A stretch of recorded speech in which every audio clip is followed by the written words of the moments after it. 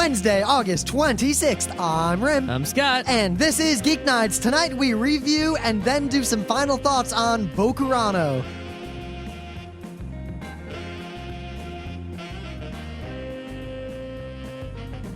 Let's do this.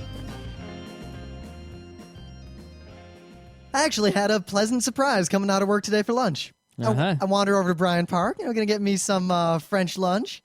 And there's this crazy crowd. Like, I can't get anywhere near the restaurant when I get to the restaurant. Britney Spears like it was outside of my work? It's just crazy crowded, and there's all these people everywhere making rabble and walking around and taking pictures. And in Bryant Park, there's some giant ESPN-looking monstrosity. So I'm thinking, God damn it, I can't, like, lay on the grass, have my nap like I usually do.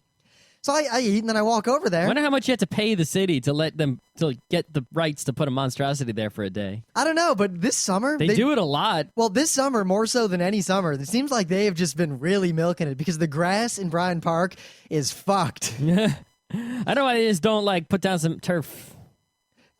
That would be terrible for when there isn't stuff there. Yeah, but maybe, if you're going to have grass, don't have the stuff. If you're going to have stuff, don't have the grass. Make up your mind. Or have some sort of awesome, like, revolving floor. It's like the grass faces down and there's some lamps under there. And then the grass faces up when you don't need to put anything on it. Hey, grow lights are expensive. Anyway, so... But you're getting paid because all these people are paying to put their stuff there. What it ended up being was some promotion for DirecTV, US Open, whatever, but... Oh, if you want to watch all the US Open matches, get DirecTV. If you only want to watch, the important ones. What they set up were two tennis courts. What material were they? Composite, clay, or... Composite, clay, I don't know. You don't know? What color were they? You realize color is not an indicator unless you're playing a Nintendo game. I know, but it's clay. They usually leave it red. I don't know. I took a picture with my BlackBerry. What do you care? You've never played tennis in your life. I want to see what kind of court it was. So what's the difference between a clay court and a cement court? The way the ball bounces when it hits the In what ground. way? What's the difference? What's gonna happen differently on a cement court? Oh no, there's not. It's not cement. There's composite. There are clay also cement. And grass. Grass. The ball is a lot slower when it bounces off the grass because it goes with the frictions in the grass. You realize that grass is cut really short, right? Yeah, but it's still it's a lot. And it's slower not because when it of the bounces friction. up at you. I know. And, Anyway, it doesn't matter. The point is, what they had were a bunch of professional tennis players there, and they played a whole bunch of exhibition matches. So I saw Venus against someone. And I saw the end of a match between two guys. I don't know who any of these tennis people are, so I can't really say who, but they were all big names and people were going crazy about it. And I was sitting like... Federer, I was sitting in like the front row. Somehow I just walked up. It was totally free, and it was kind of cool. Huh? That's not fair. Yeah, it was great. I had Britney Spears blocking my way out of the office 2 days ago. That's not... No, I get back to work. The opposite of good. I get back to work, and people are like, where were you? You took a long lunch. And I was like, yeah, I was just watching tennis. Oh, I guess we don't need to go to the U.S. Open. Yeah, thing is, they had a contest to win tickets, but I couldn't stick around to enter it. It's real difficult to go to tennis. No, it's real easy. That contest, they gave like 4 tickets away every hour, and you had to do a test of skill at tennis. No, I mean it's real hard to go to tennis, not to win the tickets. So I show up and I give them my ticket, and they let me in. It's not. It's But if I have my ticket, I can go. You gotta get there. Is there anywhere in the world where the U.S. Open would be where I can't US just Open fly? is always in Queens. So I can't get to Queens. You take the 7 train. Okay, so I don't see how this is a problem. It's you got like all the different courts, and you gotta like you go into one court, but then you want to go out and go to the different court. It's like a situation. Yeah, so it's not like you go to a game. It starts, it ends. It's there's all these different matches being played, and you can go. All right, so I guess it's just impossible to watch tennis, and you just never try. I'm just saying. I just don't know how this is so difficult. It's not a direct thing like it is with, say, baseballs. So it's more like an anime con. I got to pick which panel room I want to be in. I guess. Depends what kind of ticket you have, too. You might have a ticket for, like, the shitty court early in the day, and then what are you going to do? I think it was some fancy ticket. One thing I noticed, though, this was one... It was like... It's weird now when I see public events that are not, like, geeky conventions because they're run in the same way, professional people, and they have, like, the staff check-in and the staff badges and the volunteers and the MC, and, all sorts of events like that are all the same, but... After going to PAX, even the so-called real world, normal person, big business, infinite money events like ESPN renting out the park in the middle of New York City are so janky and poorly put together. Yeah. PAX makes everything in the world look like shit. Yeah. All right. So there's not a lot of news going down. Well, what? No anime news? What are you talking about? There's a vibrant and thriving anime industry in America and an equally powerful rising one in Japan. So because of that, There's also more irony in this room than I can deal with right now. Sarcasm is coming out. irony and sarcasm are not the same thing. Oh, aren't they? No. So because of that situation, that wonderful, awesome situation Rim just described to you, I'm just going to do a Geek Bite on Wednesdays until further notice of awesome news that is important and worth talking about. So this Geek Bite, I'm going to do one out of the ordinary, something, I'm going to try to do things people don't realize, right? So Marvel Comics, right? Their current outer space superhero stuff is it mostly Is Thor in it? What? Is there Thor? Thor's not in outer space. I don't care then. Wait, he's a god. How can he? I mean, he does go in outer space, but he's not a part of this story. So then why would I care? I don't know. You might not care, but other people might care. It's Thor. Okay. So Thor has his own book. If you want to read about Thor, get the Thor book. It's called Thor.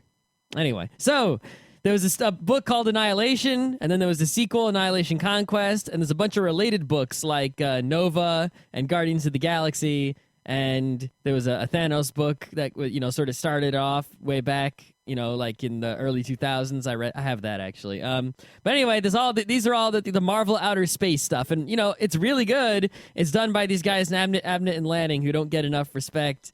And anyway, the thing is, because a lot of these characters that are in these books, people who just start reading comics now might not know who all of them are. Even though I know who they are because I read these same shitty books when I was a kid.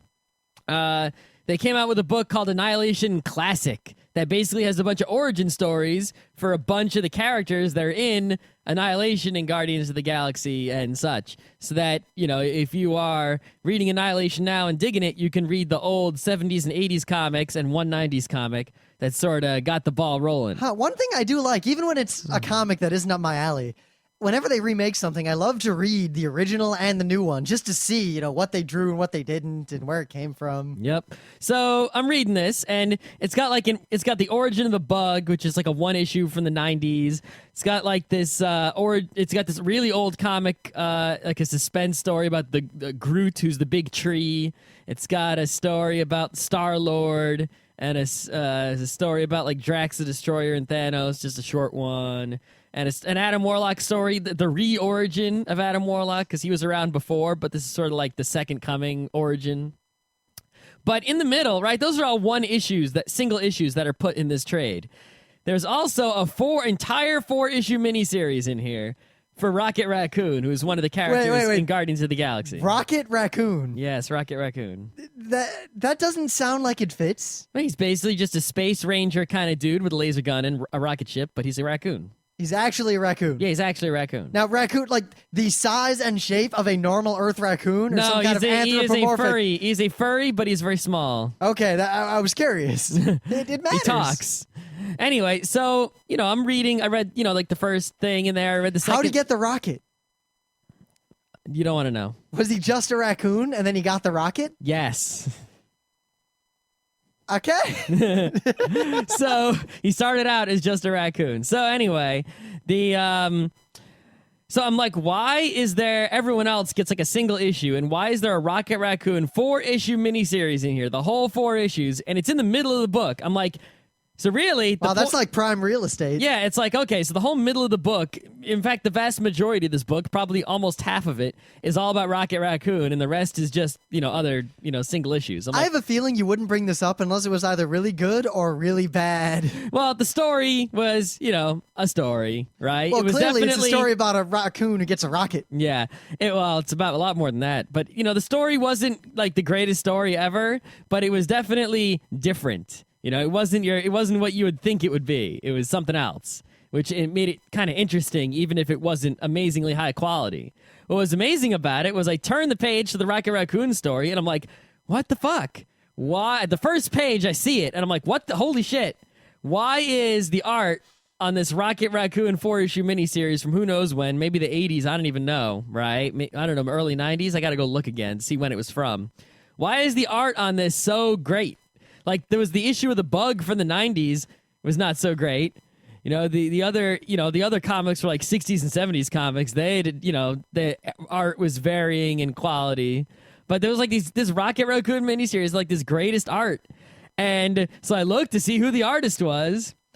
And it was Mike Mignola, the Hellboy guy. And I'm like, well, what the fuck? I got to read this now. Why did they not it's sort of like this secret, I guess, that there is this, Rocket Raccoon miniseries with great arts. So if you are someone who wants to, they should have just sold the Rocket Raccoon thing in a trade on its own and forgotten the other stuff. But if you want to read the Rocket Raccoon miniseries, go on Amazon and look for Annihilation Classic.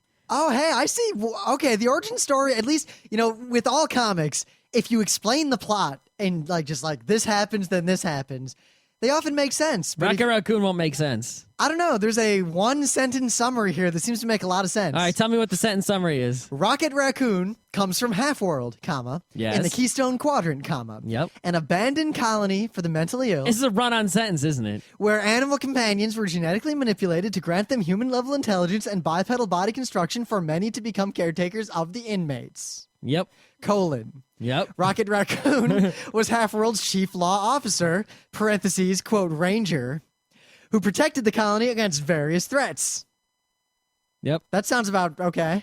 That was a run-on sentence. That's cheating. that was a paragraph as far as I'm concerned. Apparently he has a friend, Mr. Walrus, who has tusks that are interchangeable and are do different things. He's got laser tusks and he's got grabber tusks and it's weird how I'll look at a lot of superhero comics and just think they're the stupidest things ever. But for some reason, something like this, I just really want to read. It has stupid parts though. But anyway, You're not. If you search for Rocket Raccoon on Amazon, I don't think you're gonna find it. Search for Annihilation Classic, and you'll find this. And it has other stuff in it, but you'll just get it for the Rocket Raccoon. And also, if you like that stuff, you can read, Annihilation, Annihilation Conquest, Nova, and Guardians of the Galaxy, which are all the related. So that's what I like about it. It's like they sort of started the story off, and I got that first issue way back that sort of started the whole thing, first trade, right? And they didn't cross it over with too many other books. It's really only 4 books that things cross over in. So you can just get the whole thing easily, but you're still getting the crossover action, but you're not getting the have to know the entire history of Marvel Universe action. It's all just in a handful of books, and most of them are just Annihilation, so it's real easy. And it's outer space. Choo-choo! So because there is such a vibrant anime industry going on in the US, I'm going to talk about a bunch of things really briefly. I figure I'll cover everything that is even remotely worth talking about from the last 4 months of anime news. They better make them all quick. We don't have a lot of time. So, real quick, you know what the top 4 manga in Japan are right about now? Top 4 right now? Right now. You don't have to get the order. One Piece? You know what? Top 5. One Piece? Actually, One Piece is not anywhere on this list. Naruto, Bleach, Tennis, Prince of Tennis, I Shield 21, and something I've never heard of. What's the something you never heard of? Bakuman. Oh, I know what that is. Okay. Nah. That's it? And even then, nothing sold more than 1 million. Yep. There you go. Well, is that counting Taco Bonds or Shonen Jumps or what? You know what is counting? Anime News Network. I have no idea. Who knows? What? It doesn't say source something. I bring this up only because it seems like there's never any anime news, and there's always the Japanese comic ranking and those sorts of things. And in the past, I used to default to them and talk about them, but nothing will ever change. The same kinds of things will always be at the top. The numbers will always be about the same. Everyone talks about, Japan has 1 million animes and 1 million mangas, and we only see a fraction of them. Well, we see most of the animes, 99% of them, and we see a fraction of the mangas. But the thing is, the same mangas are the popular ones. They're not bringing us over the unpopular mangas, right? If you're going to spend the money to bring over a manga, they bring over the popular ones. But at the same time, it's the unpopular ones that we don't get to see. Look at what generally is the most popular in comics in Japan. It's the crap aimed at 14-year-old guys. Yeah, because that's what most, even though manga is read by other people in Japan a lot more than comics are read by other people in the US, the majority of readers is still kids reading Shonen Jump. I mean, I realize It's this not- partly. You know, we've been doing these like Gekiga panels, and we talk about Sanctuary a lot, and Kazuo Koike's golf manga, and I realize that a lot of our listeners seem to have started to foster this impression that all the manga that isn't brought over to America is exactly like Sanctuary and Eagle, and that all the shoujo manga we don't get to read is exactly like the 49ers stuff that's good. Most of it is crap, just like most of anything ever from any source is crap. Yeah. It's just there's a lot more of it in Japan, Speaking of which, if you want to sort of get a better picture on this, go to the comic book store. Find a comic book store that actually has every single comic from Marvel and DC, right? It's sort of hard to find one. And you'll go to the shelf and you'll see Spider-Man, Batman, Superman, Wonder Woman, etc., right? Justice League, X-Men, Avengers. Then if you actually look around, you'll start seeing all this stuff that's like they actually come out with like this third-rate character that only incredible nerds know about. Every month they come out with a comic for this person. and they it's sell like, enough to pay everyone in that chain. and it's like, yeah, they do. And they do the same shit in Japan. Some manga that's like incredibly, nerdy and only a handful of people are into it. Every, month or week or two is in the Shonen Jump or whatever it is. And there, every time, just like in America, like they'll have a Blue Beetle comic, I guess he's Who reads the Blue Beetle? He had his own comic for a while and then they stopped and then, they started up again and stop it again. They have, that's how it goes. I mean, Booster Gold, nerds know who that is, but I only know who it is because I listen to nerds talk about him. And I only know who it is because you told me about the nerds talking about Right. He has his own, there's a book, Booster Gold. It comes out every month. They print it. Damn. So So speaking like of it. which, it all culminates in this. What is coming out, and there's a trailer for it now, is Dragon Ball Online, the MMO. My joke... How does that, is everyone just Super Saiyan go, My joke, and I'm not going to say anything beyond this, is that I hear the controller for combat is a microphone and a volume meter. So moving on. You know what though? I just want to say this real quick. A Fist of the North Star I was MMO, thinking that the whole time I was talking Fist about of this. the North Star MMO would honestly be great. If combat were just random Button letters, mashing. random letters scroll across the screen. Typing of the North Star. Oh my god. We have to make that. We could make that You just have to do trivially. 80. No, then you have to type, oh my gosh, Shinderu at the end. And then the guy explodes. If you don't type it fast enough. Or if you misspell it, the guy can attack you. No, then you get oh no'd. You type in the move you want to do. You type in Okaratsukan. You know how easy it would be to make typing of the Fist of the North Star? It would be great. All we would do is take the arcade game and replace the punching things with the keyboard. That would be it. I feel like I should Same make exact this game. without any consent from anyone who owns the property. Do it. Wouldn't take that. I have every episode of the TV show. You can just I copy could and write paste this- video right out of the TV show. I could make a Flash game. right out of the movies. I could just write it in Python and put it in like a package repository. You know what you could do actually? I've actually been investigating. This is I'll save this for a tech day, but basically you could do XNA in Python. Really? Yes. Really? Yes, really. I should just do this. Yeah.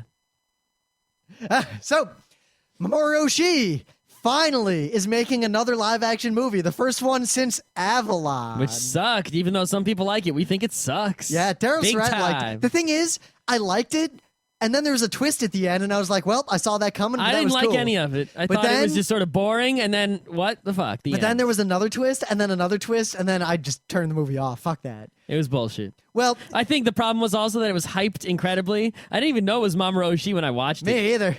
It was just incredibly hyped up as like this awesome sci-fi movie from Eastern Europe, and then it was poop. So whatever. But his new movie sounds a lot better. You know what it's about? It No. is about women with assault rifles fighting whales in the desert. How does a whale go in the desert? Doesn't need water. Suna Kujira, sand whales. So it's Dune with guns And girls. and girls. Dune gun girls. Why- Crying Fremen? Why can't he just go back to making anime? Every anime he makes is just amazing. Mamoru Oshii, it's been said before by us and other people, he is pretty much the greatest example of someone who's incredibly talented and refuses to do what they're talented at. I mean, at least Guy Ritchie made a bunch of Guy Ritchie It's like if movies. Usain Bolt wanted to become a writer, Mamoru Oshii does like amazing comedy and action scenes and animation, and all he wants to do is like, crazy, weird sci-fi live action things. And he should really go do some comedic action animes. He'd actually make like a good Hokuto no Ken or a Dragon Ball. It would be like the best. Oh my God. Because it'd actually be funny and have great action scenes in it. So last and certainly not least, I don't have our schedule handy. I'm not going to bother. You'll see us there. But the New York Anime Festival is coming up September 25th through 27th. We'll probably be there Friday night and Saturday night doing a couple of panels. And probably otherwise, Friday night and some portion of Saturday. We'll probably go to the city all day Saturday, but Yeah, go as to the in- anime festival for a portion of the Saturday. yeah, once we know our schedule and I think to actually think about it, we'll put it up. I mean, the New York Anime Festival, we kind of do the same panels we usually do. We don't do anything crazy or special at it, but if you're in New York, Are we it's going to worth... try to do something better next year? Well, I'm putting more of my eggs in the New York Comic-Con basket, to be honest. Yeah, it's a good because idea. we need more non-anime cons because Man. most of our good panels are not anime panels. New York Anime Festival last year, we just like walked in, did our panels, and walked out. It was sort Yep, of it was really weird to do that. It felt very professional, but kind of jerky, but it was weird. Like, literally, we walked in, we got our badges from the special booth. We find Pete Terra. We're like, hey, we're here. This is going to be awesome. We did like all these panels in a row, and then we left. Yeah, I walked around the dealer's room once. Yep. Because really all it is the dealer's room and then some panel rooms next to it. But, if you live in the New York area, all cons like this, pretty much any con, is worth going to for one day. Oh yeah, this is definitely if you're an anime person and you're close to New York City, if you can get there by train or quickly by car, if you're in North Jersey or Southwest Connecticut or Southern New York or Long Island. They always have good guests. They Go always have there good panels. all day. Just go all day Saturday. It's totally worth, your all day Saturday if you need some anime con action. And it is, it's the end of the anime con season. You're not getting nothing until like next year, Anime Boston times. Yeah, because we don't know what's up with Katsucon. Yeah, this is your last chance. So for this year, Anime Con. So go and behold, and also see us.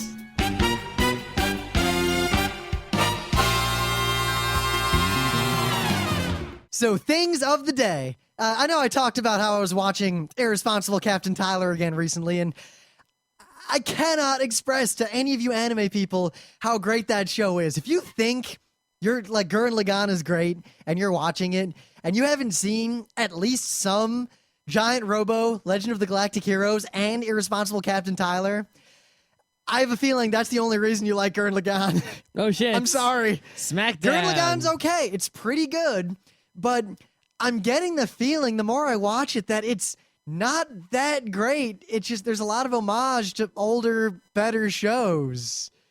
And right down to the sunglasses on Kamina. Jesus, you people.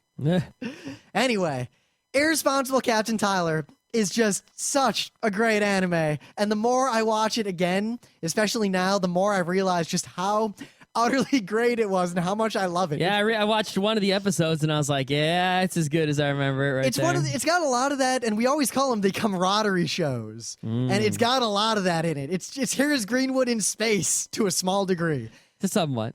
A little bit. The crew is similar. They're all just weird, and they're all kind of stupid, and they're all kind Yeah, of jerks. not a lot of shows nowadays have like the full cast of characters. You know, that's one thing The silly FMA guy, the strong guy. That's something Full Metal Alchemist did really well, and I think that's one of the only reasons it was as Full Metal Alchemist popular. did have the cast. as it like was. even the Gundam shows, which sort of have the cast, a bunch of the cast will be like, for example, they'll take the the crew who works on the mechs will be like the only character they'll have is like the lead guy, and everyone else will just be generic guy. And But you like know, Tyler, in Tyler, no one's generic guy. They have the full loadout. there are people who have like one speaking line in the entire show and are in the background in like 3 random other episodes. And yet they are fully fleshed out, and the weird shit you see them doing in the background is totally relevant to their characters. Yep. But I digress. If you don't get it, watch this AMV. It's kind of an old one to All Star, but it's to Irresponsible Captain Tyler. It doesn't really spoil anything. This shows you exactly why Irresponsible Captain Tyler is one of my favorite anime ever. All right. That's all I got. Also, it was re-released in a thin pack. You can get it for like $40. Oh, wow. Yeah. So, what do one thing I like is Ming vases. You like Ming? Do you actually like them, or are you setting yourself up for something here? No, they're totally awesome. They are. They're pretty cool. But I am also setting up for something. But what particular about the Ming Dynasty, as opposed to other dynasties, say the ones before and after, which you probably cannot name? I just like the white with the blue stuff. Anyway, I like the way they look. Anyway, I actually at the what's it called? The Pearl River Mart, you can get like plates that are, white with the blue. Oh, they're nice. Okay. Also, I like robots, right? is there a transforming robot that turns into a Ming vase? No, there's a dude who made some vases, and basically all the vases look like a Tachikoma had sex with a Ming vase. And his name is Brandon Tangus, and he calls them his manga Ming Ormorlu vases. I call them Mecha Ming. That's what I call them. There's something special about that. So yeah, when you take a look at these, there's just a few photos of 5 or 6 of them, and they're totally awesome. And I want one, but hopefully I would get one that is functional as a vase. I could put some flowers in there or something, or maybe some grains of rice. I don't know what you store in a Ming vase. Your money. If you can afford a Ming vase, these aren't actual. Multiple smaller vases. He didn't actually take real Ming vases and put mechs on them. He made vases in the Ming style and put mechs on. So anyway. But yeah, take a look. It's cool. I like it. I want one. I probably can't afford one. Ming or no Ming. Ming the Merciless. So, in a momentous occasion has occurred for Geek Nights, and this is kind of an important announcement. Scott finished watching some anime recently. It was 24 episodes, and I started watching, and I was like, oh, okay, I watched like 4 episodes in one night. So I was like, okay, that was almost an hour and change. I finished it in 3 days. Well, I think part of it, and I've realized how to tell. Stop watching. How to tell if I really like an anime or not. Because some anime, like I was trying to watch through Nadeshiko, which I just never really watched all the way through. I had no interest to continue. The further I get, like I have to force myself to watch it. Same exactly, thing with, I have the same problem with like Nadeshiko. Kaze no Yojimbo was just kind of shit, and I remember watching it and like forcing myself to watch the next episode to finish it. And one day I was like, I shouldn't have to force myself to watch anything. Yeah, I'll just stop. Jimbo is nice and average. Bokurano was definitely a show. I remember once I got past the first couple episodes, I just watched it every moment I had to watch anime until it was done because I had to know what happened. Yeah. Now the thing was, right, is let's we'll talk about it and then we'll do a spoiler line. Yes, and this is a final thoughts show. You want to do final thoughts? All right. But we're going to review it first because we haven't talked about it in a long time. Or at all. I'm not sure. I'm pretty sure we brought it up because I watched all of it like way back, like as soon as the last episode was fan. So just quick plot summary, right? This is sort of a spoiler, but really, come on, everybody knows this, and they tell you right up front.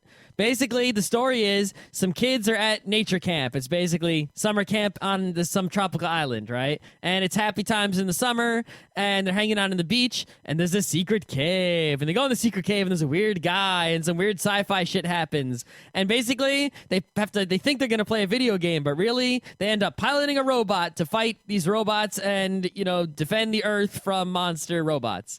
And now the thing is, it's one of those shows where if you describe, it's for real. You describe the plot like, yeah, it's about a bunch of kids and blah blah blah, and now they pilot a giant robot.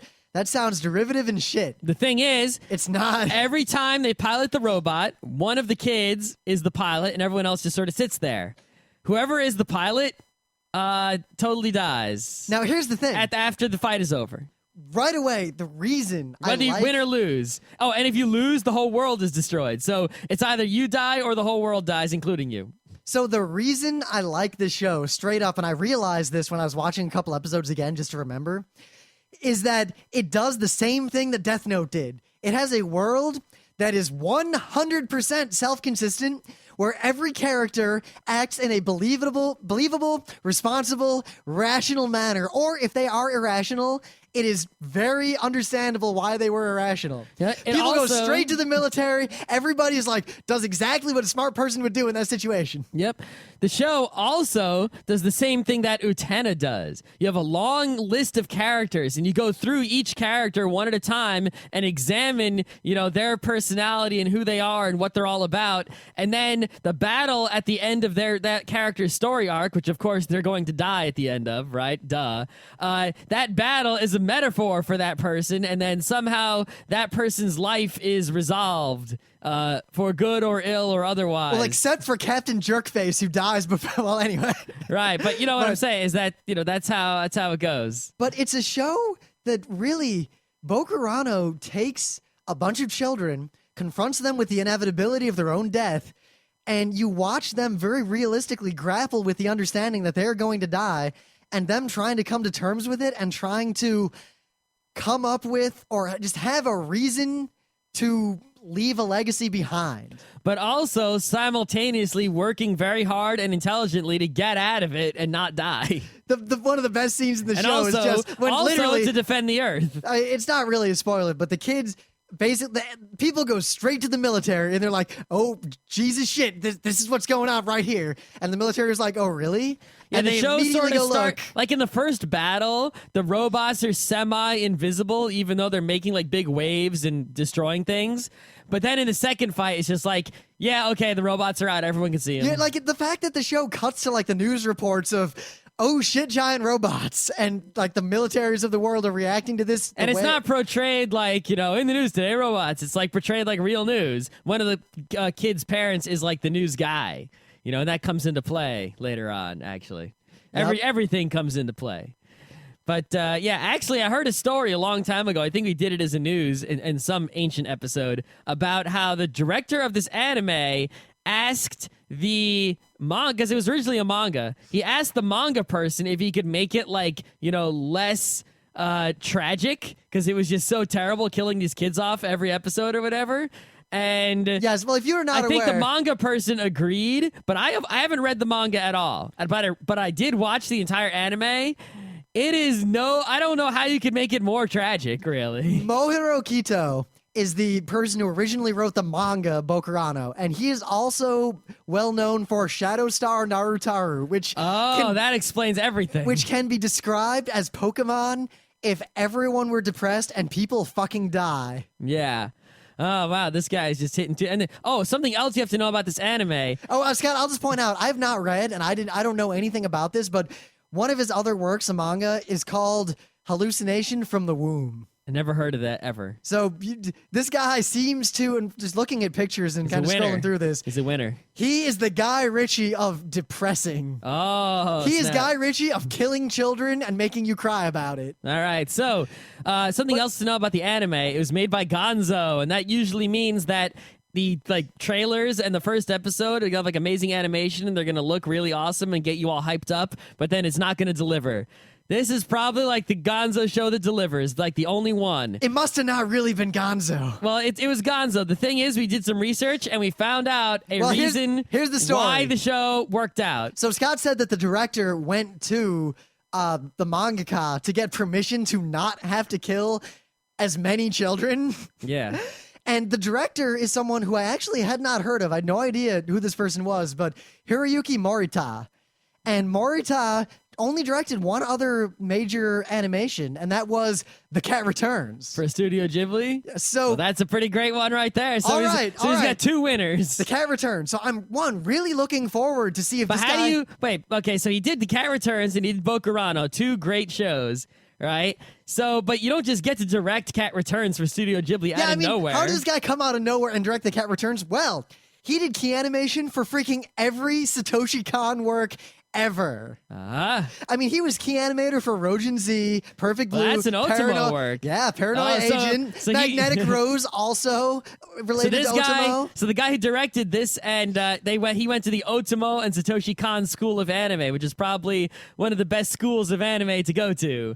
So that is not a surprise that he is awesome, and I wonder what he's directing now because I imagine it's awesome. And even stuff, he did key animation for the first Tenchi movie, which is widely regarded as as a great movie, independent of what you might think about Tenchi Muyo. Uh-huh. He did not work on the second Tenchi Muyo, aka No Need for Incest. And while he worked, sadly, on the third Tenchi Muyo movie, which was basically a fanfic, Now need incest.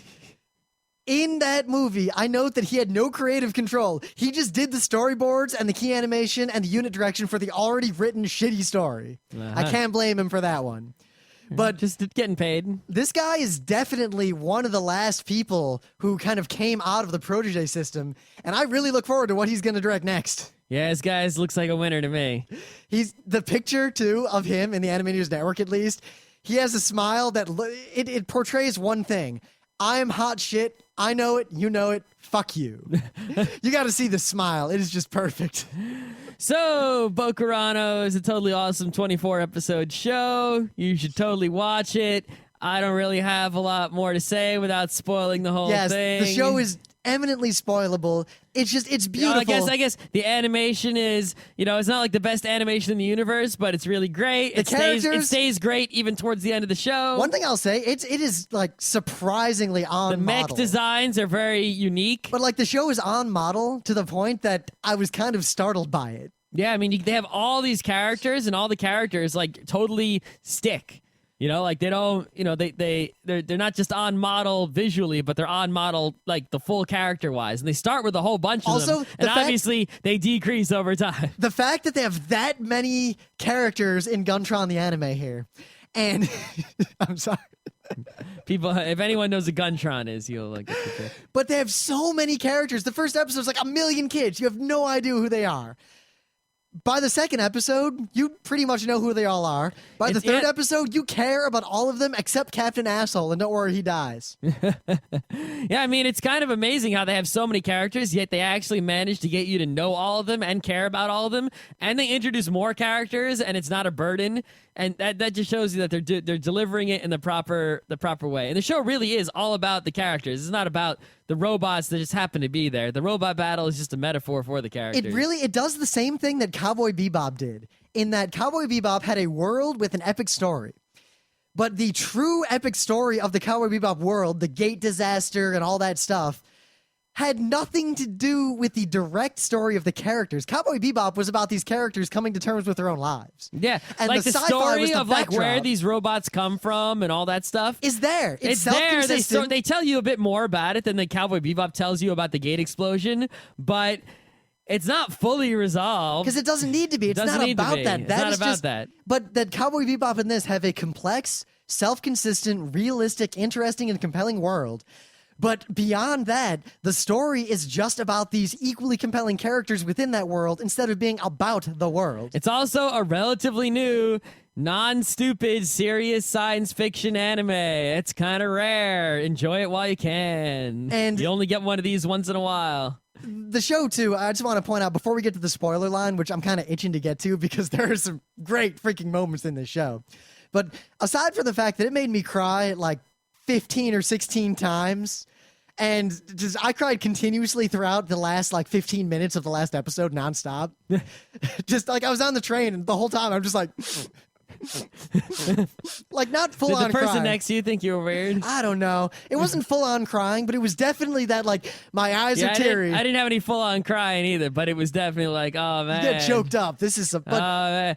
And the thing is, I sort of knew what was going down, but it was just, oh man. I didn't know, but it's like Trigun, where the act of what happens in an episode, someone dying or something like that, is not what made me cry or what made me go crazy. What made me cry was the moment later where someone else reacts to it. The worst is when it's 24 episodes, right? The thing is, there's only there's a lot less than that. There's 15 robot battles. So a lot of times one character will get 2 or even 3 episodes before their battle.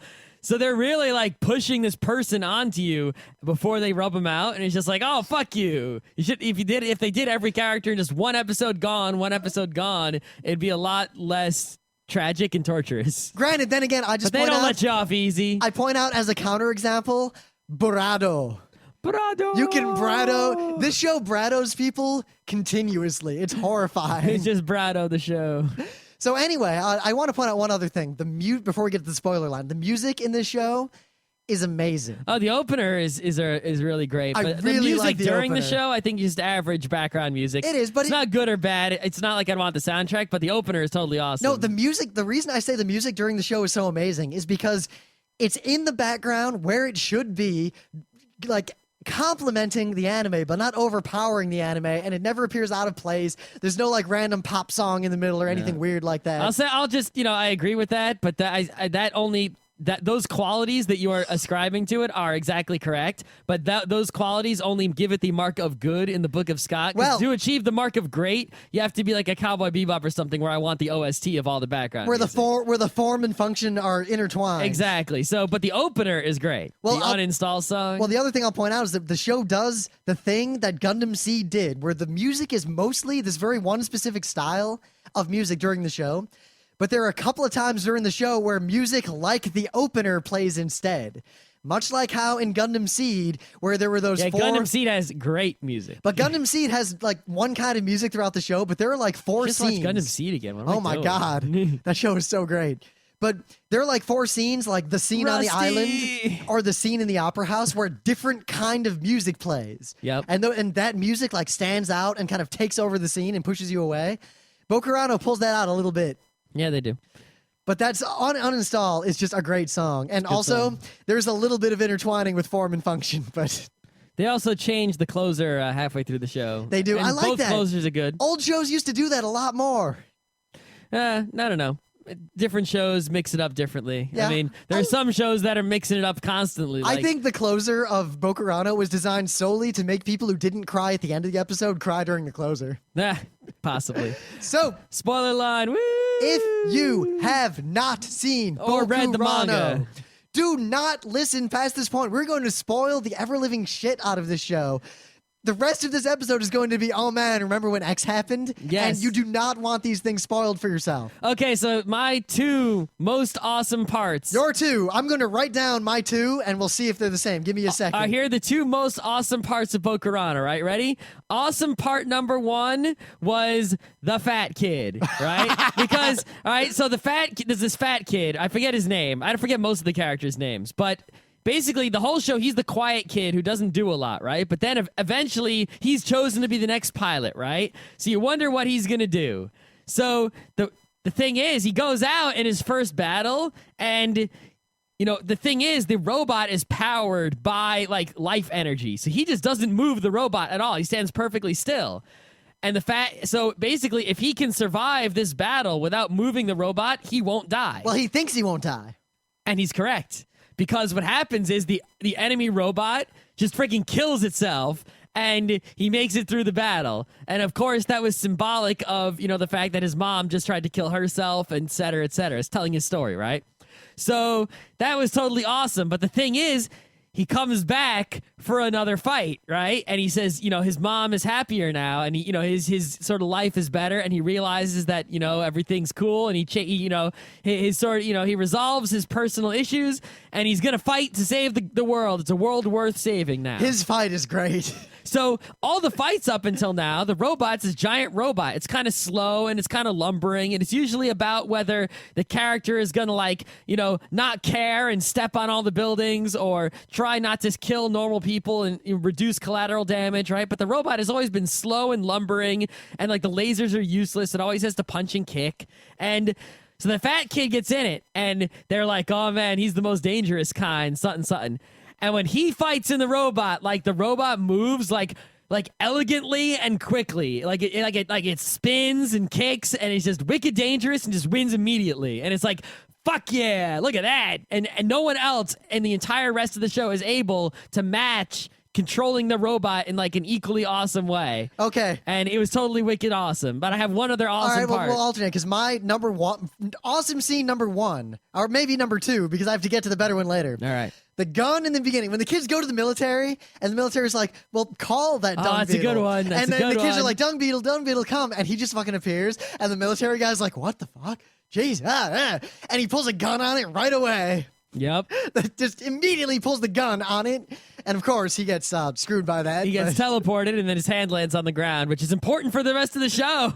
Well, That matters for the whole show. that is my whole but why that is my number 2 of my 2 awesome moments, because not only did that matter, it was a Chekhov's hand holding a Chekhov's gun. Yep. So I'm hoping. But the fact that, like, no better example of people reacting the way you would expect people to react than him pulling the gun and threatening the thing. Yep. So I'm hoping my number 1 awesome moment is the same as your number 1 awesome moment, right? So towards the end of the show, basically the plot is that they build these towers, right, to use the what's it called program. Oh my God, uninstall. Right. So because basically the humans are evil and they try to like use the robots' technology to get like free energy, but actually it's a trap, right? And the people who made the robots actually want you to do that because basically it's a trap in that if you lose, your universe gets destroyed because you lost the fight. If you win, it's because you stole the technology of the robot to win, and that technology, when you use it, means that the people who made the robots get you, and they take the life energy of your whole Earth, and they get you. So yep. The well, Earth, that whole, they're so far beyond us. exactly. Plot, but... The Earth almost falls for this trap. They build a tower, and that tower, basically, as long as it exists, is gonna make the humans lose, even if the robot wins all the fights, and all the robots appear near the tower and for all the fights. And then they build a second tower and shit gets crazy. But then once the traitor girl, when she fights, the first thing she does is blow up both towers. Just like, boom, that was boom. So and I was great. like, yes. Fuck yes. There are a couple of times where a kid will use the robot. They can do whatever they want in the robot. Like someone uses the robot to get like revenge on the teacher. Yep. Yeah. The teacher, the thing is, that teacher, what? Like, and then the sister is still defending the teacher and shit. That was the whole show. I'm thinking, don't die for all the characters. The fact that guy didn't die, that guy needed to die something He fierce. needed to die something fierce. Oh my God. Yeah. Of course, Scott, that sort of stuff is all Naruto. Yeah, definitely. But the fact that these kids have control of this thing, and the fact that the other robot that's gonna fight just kind of They got 48 hours to win the fight. If you can you can do whatever you want in the robot. That the other robot with all the other kids in it from the other world just waits and lets her do this. Yeah, well, because so you could tell some of them have figured it out, and because that's the thing is like they didn't know what the deal was, but like some other people know what the deal is, and they sort of basically this the fact that you're fighting it's a robot that you're fighting is actually a robot from another universe. I don't think we need to explain. We're assuming the same situation. We're assuming as you. everyone's seen Bokurano. Right, but it's right, but it's that. The kids don't learn this until later on, so some of their opponents know this and some of them don't. Well, the slow reveal was like it bothered me. It was really you sort of guessed it, but you didn't know it. It's one of those things where you guessed technically, like, yes, you were correct in one level, but you didn't really figure out the scope of it. Yep. And like when the one robot just kills itself, or when they just rip it open and look inside and see all those other kids looking back at him. And then when they figure out what the lights mean. Well, I mean, it's that other robot killed itself during an away match just so that it could, teach something to the robot that it was fighting against.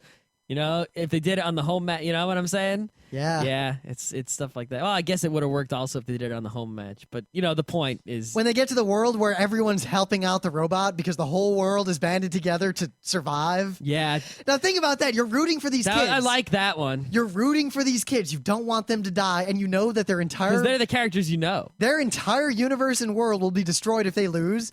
But in that fight, when they win... They are knowingly doing the exact same thing to someone else. But there was also the one where they open up. Was that the same one where they open up the pod and look I forget inside which one that was, but that was they squish it? That was because they had to be sure. And then how each character reacts to that.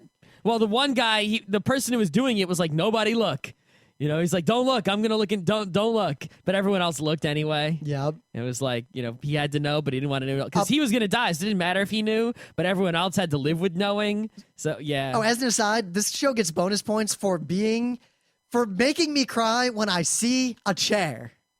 Oh yeah. In some random context, like I see a chair, it's like But no, my number one... It was really weird. It was really cool. Like, usually shows will have, like, things that go with characters. Like a Gundam show, everyone has a robot that sort of goes with them, right? In this show, it's a shared robot. So they came up with these chairs, and everyone has a chair that really speaks to their character. And they really do. The piano chair, the Aeron chair, the little cushion. Yeah, the guy who's like, his mom is the science lady. He's got the Aeron chair because he got mad monies. And the girl who like, sits at home in the living room has the living room chair with the ottoman. And, the poor kid, that has like the school desk because his dad runs the school. And the fact that, there's the whole Russian roulette thing of who gets picked and whatever. And normally an anime would just let that be.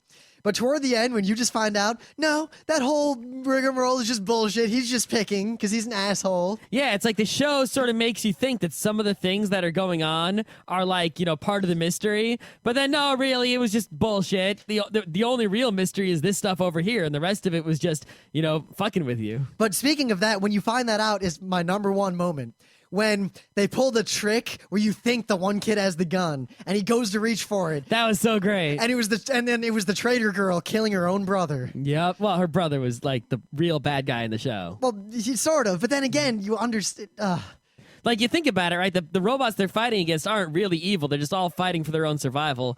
And the mysterious elders in the white shirts or whatever, you don't know enough about them to know whether they're secretly saving the universe and you don't realize it, But, and, they feel bad about it, but they realize there's no other choice. That's a possibility. But freaking, Dung Beetle, he is just bad. Especially because his replacement... Coco Pelli isn't even bad at all. But Coco Pelli's very sympathetic, but the fact that Dung Beetle's replacement is pretty cool with their decision, he's like, all right, sure. Yeah, he's just like, whatever. But Dung Beetle is just bad. He's the bad guy in the show. That whole scene where he pretends to have the gun and then she shoots him from behind. And it actually works. I like how that works. Usually they'll come up with some excuse. But it's like, actually, they just freaking shot him to death. And just awesome. All of that. The fact that, he's pleading for his life and she just keeps shooting him. Yep. That was... Well, she's gonna die anyway. Yeah, but that was an intense scene. It was pretty. That good. was my favorite scene. Especially the way show. They drew him getting shot. How it's like he just kept getting smashed. That was harsh. It was rough. Hands down, my favorite scene in the whole show. Really? I don't know. I think I'm sticking with my two. My because it was my fat kid and my blow up the two towers. Those two characters Astro Boy'd him. Yeah.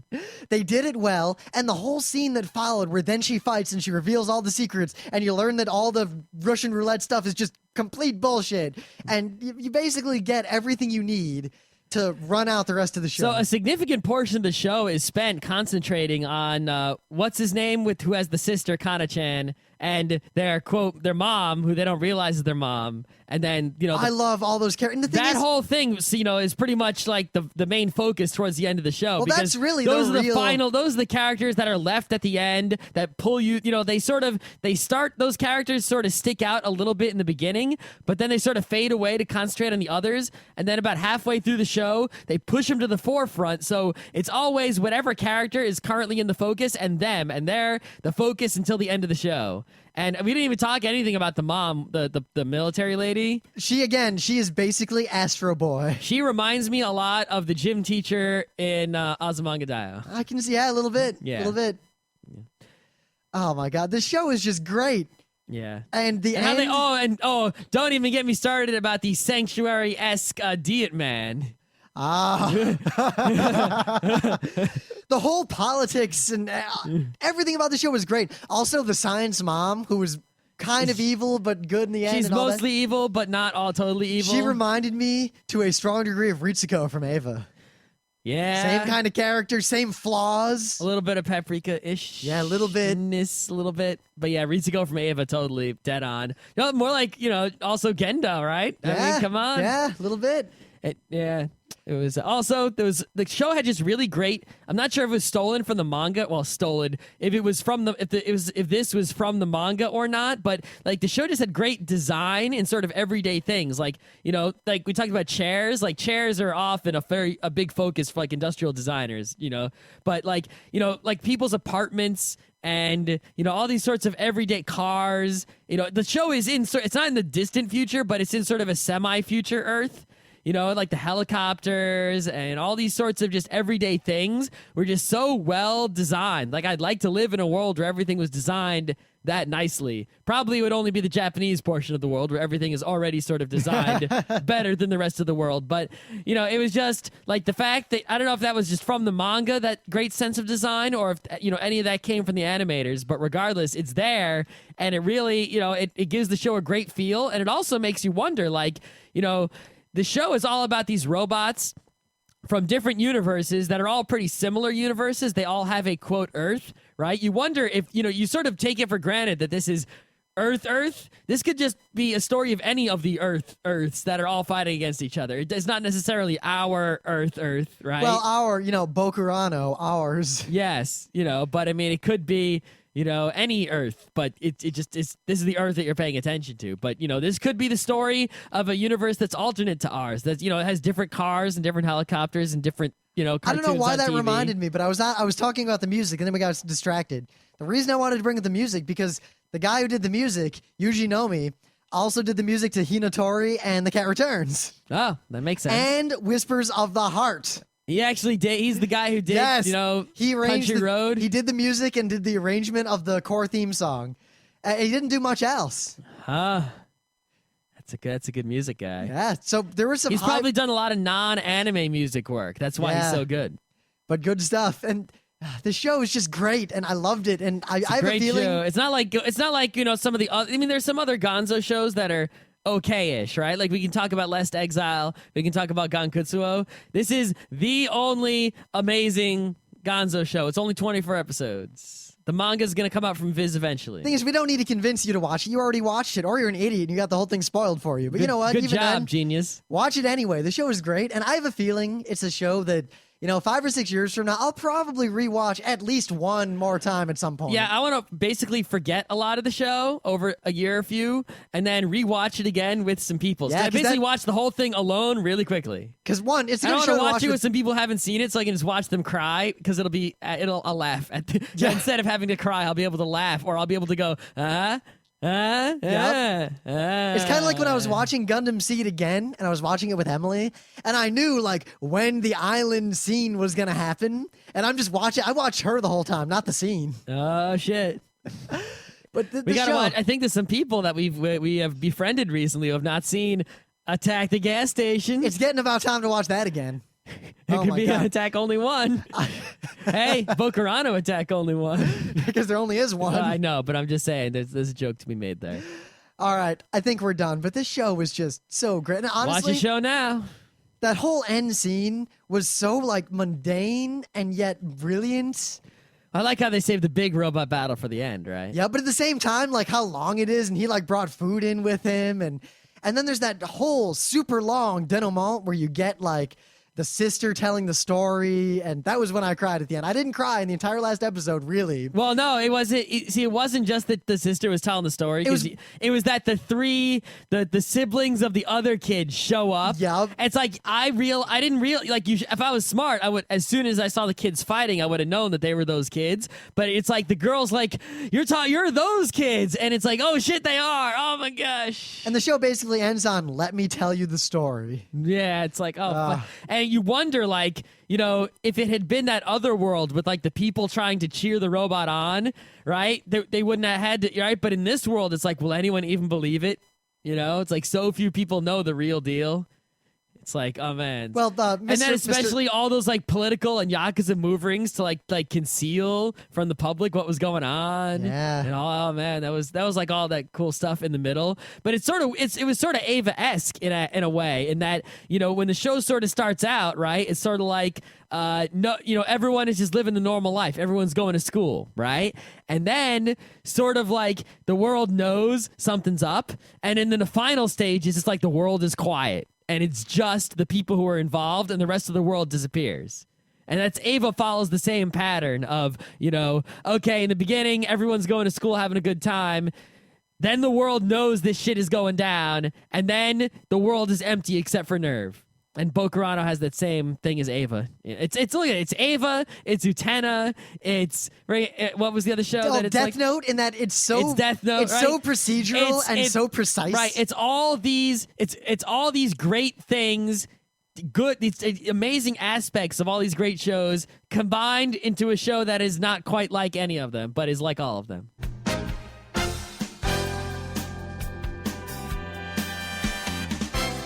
This has been Geeknights with Rim and Scott. Special thanks to DJ Pretzel for the opening music. Be sure to visit our website at www.frontrowcrew.com. where you'll find show notes, links, our awesome forum, a link to our Frapper map, and links to all the RSS feeds. We say feeds plural because Geeknights airs 4 nights a week, covering 4 different brands of geekery. Mondays are science and technology. Tuesdays, we have video games, board games, and RPGs. Wednesdays are anime, manga, comic nights. And Thursdays are the catch-alls for various rants and tomfoolery. You can send us feedback by email to geeknights@frontrowcrew.com. Or you can send audio feedback via audio. Just click the link that says send me an audio on the right side of our website. If you like what you hear, you can catch the last 100 episodes in iTunes or in your favorite podcatcher. For the complete archives, visit the website, which has everything. Geeknights is distributed under a Creative Commons Attribution Non-Commercial Share-alike 2.5 license. This means you can do whatever you want with it as long as you give us credit, don't make money, and share it in kind. Geeknights is recorded live with no studio and no audience. But unlike those other late shows, it's actually recorded at night.